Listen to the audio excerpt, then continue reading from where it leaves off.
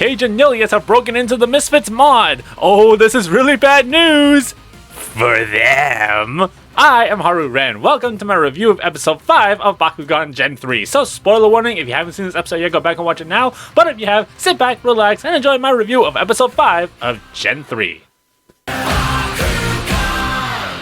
The first part is Mod Alone. The Misfits have mastered Gold Evolution and, okay, here's already a big problem I have with this. Why does Drago get 2 swords already and Bruiser needs to find a hammer? Yet Bruiser is still able to wield the axe even though he was struggling in the last episode.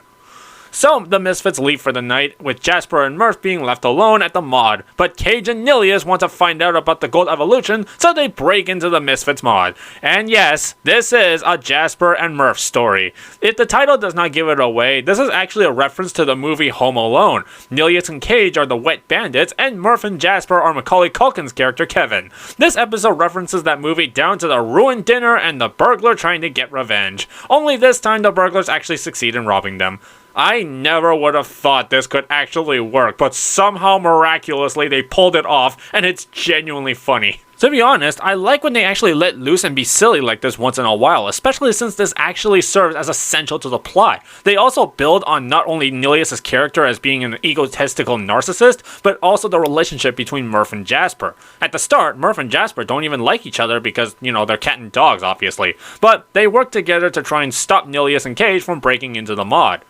I also do like that unlike the lightning episodes last gen, where we understand lightning, this gen they kept Murph and Jasper very grounded and limited them to just barking and meowing, having to rely on Nilius to translate what they're saying. Honestly, I think that this works because even though we don't know what they're really saying, we understand what they intend to do, and Nilius' reaction pretty much say it all. How dare they! My tail is not ugly!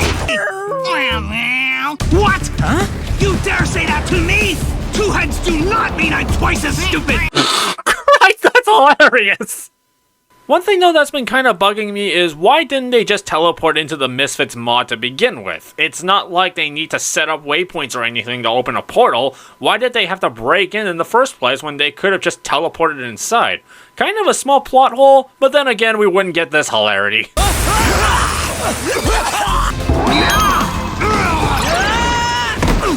If they really wanted to reference Home Alone, I'm surprised one of Jasper's lines wasn't, "You boys had enough, or you thirsty for more?" But after KAIJU gets the data and Nilius corners Jasper and Murph, a clan card falls out of Murph's hoodie, and the Misfit course is materialized, and Nilius wants to kill Jasper and Murph, so we get the recreation of the revenge arc of Home Alone. Even though Murph and Jasper do not have Bakugan, they were still able to fight using just the environment and their intellect. This is one of the combinations in the fight scenes where they actually had to come up with something new. It's not KAIJU versus KAIJU anymore, it's KAIJU versus small furry devils.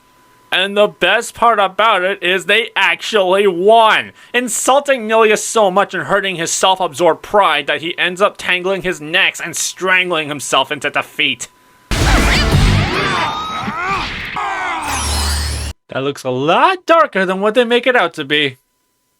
KAIJU leaves and Murph and Jasper are best friends.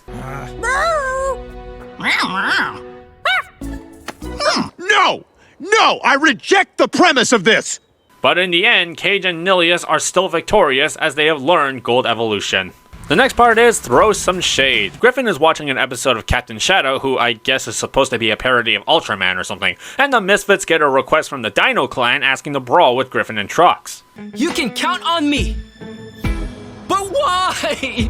I like that this episode really is building on Griffin's character a lot. He actually goes through a really huge character arc here. We have seen glimpses of it in the 3rd episode where he is not great at handling high pressure situations, and here it all stems from a serious case of lack of confidence. Safira Bukasa really puts on an amazing performance, highlighting the thoughts going through Griffin's mind and all the doubts being poured out. Let's face it, they just think of me as the gadget guy, here to fix the ice cream machine or show them cheat codes for video games. They're only being supportive because I happened to get picked. Since Griffin was the last of the Misfits to be paired with a Bakugan, he is the one who has the most to prove, and unfortunately his self-esteem isn't all the way there to really help him get off the ground. The Captain Shadow show is clearly a metaphor for the confident and courageous side of Griffin that he always sees, but struggles to achieve. Trox encouraging Griffin to train like Captain Shadow is basically him saying, "Grow some balls, kid!" in order for Griffin to really come out of his shell. 20 See, I can do it. I got tiny arms. Hey, wait, haven't I done this bit already? Trucks, come on, lift the weights, come on! Oh, wait, no, I see the problem now. Your hands are too small. You know, for all the foul balls that the Gen 3 show has swung so far, I think that they really hit a home run with this. It's actually very clever writing. So the Misfits go to the Dino Clan mod and whoa, what the? They didn't even finish rendering Barbell's animation? The Dino Clan are a muscle-obsessed pro wrestler-like group led by twins Dumbbell, voiced by Drew Davis, and Barbell, voiced by Tavia Pereira. Oh god, I really hope Barbell and Dumbbell are just their gimmicked wrestling names and not their actual names. Dumbbell? More like dumbass for choosing that. I'm really looking forward to brawling with you both and burying you like a fossil! Bad pro wrestling promo aside, why did they cut to Griffin in the middle of Barbell's sentence? You couldn't have written dialogue that was able to be continued on during the cut? So the action starts, it's Trezor against Trox. Trezor obviously being a reference to Saurus from the Legacy series. I actually really like Trezor's design, it's pretty cool, and it's revealed that they also achieved Gold Evolution thanks to KAIJU and Nilius stealing that info and giving it to the Dino Clan. It really reinforces my belief Nilius is a pretty compelling villain, compromising his own beliefs for the sake of pettiness.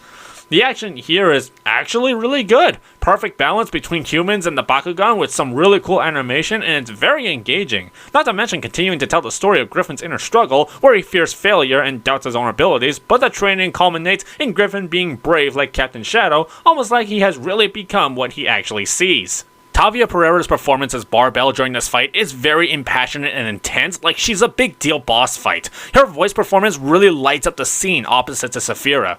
The Dino Clan's defense can take anything thrown at it. Since we both have golden weapons, I guess it's gonna have to come down to who can handle the weight! The only thing I wish this fight would do is give us scenes that reflect on Griffin's training, like Griffin training his long jumping and it results in Griffin able to make the long jump, or Griffin running and it's made him faster than Barbell to the BAM. That would have looked a lot better. But as it stands now, I think that this is still entertaining to watch. And despite Griffin overcoming his self-doubt, he falls short of getting the final BAM before Barbell, and Trezor knocks Trox out with a final swing to win.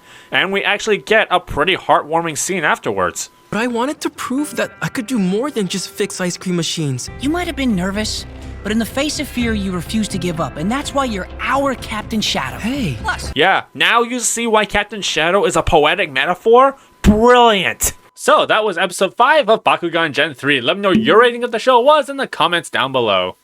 This was a really good episode. It provided great entertainment with the twist to Home Alone. We got Griffin's character arc, great action in the fight scenes, great vocal performances from the cast, and was actually paced in a way that didn't make it feel too long or too short. They made Jasper and Murph actually a really funny duo. We explored deeper into the character arc that Griffin was going through since the second episode, and the whole thing that was just beautiful entertainment that actually also helped move along the overall story. Even though there were some things they could have done differently, I still think they're minor nitpicks compared to what they ended up giving us. Man, this episode really got me invested in watching more of what comes next. So, I'm going to give this a Bakutastic. Wow, this was a genuinely good episode. Can't believe it! Thank you for watching this review of Gen 3. Be sure to press the like button and give us a subscribe for more awesome Bakugan content. I've been Haru Ren, thank God for Rapid Fire, and Ventry is based. Bye!